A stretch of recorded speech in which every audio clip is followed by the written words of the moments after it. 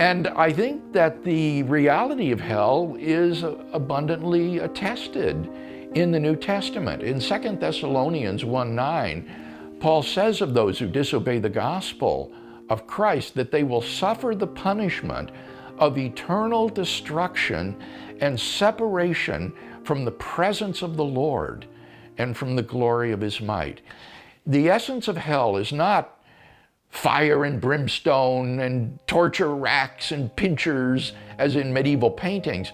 Rather, it is exclusion from the presence of the Lord, from all that is good and lovely and pure, being sequestered or quarantined with your own selfish, crabbed heart turned in upon itself forever. That's what hell really is. It's separation from God.